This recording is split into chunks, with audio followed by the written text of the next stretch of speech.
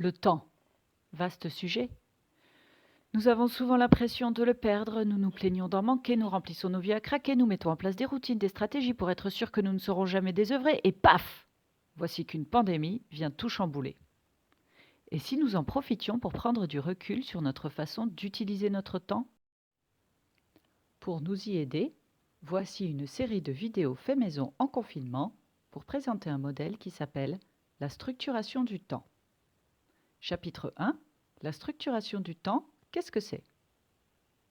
La structuration du temps, il y a un auteur qui s'appelle Eric Berne, fondateur de l'analyse transactionnelle, qui a pas mal réfléchi à cette question, en fait, en partant des besoins des humains.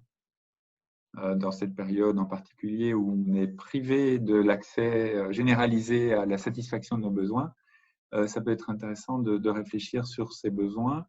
Et ce que Eric Berne disait, c'est que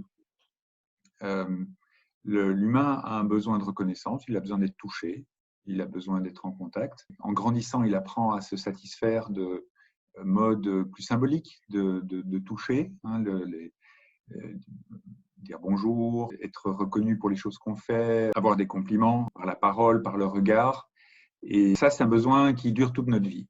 À côté de ça, nous les humains, on a aussi besoin de structure, c'est-à-dire que rester sans avoir d'agenda, de planning, d'activité prévue, c'est quasiment insupportable pour les humains. C'est ce qui fait d'ailleurs le succès de toute l'industrie du divertissement. Donc on a le besoin d'être reconnu et le besoin de structure.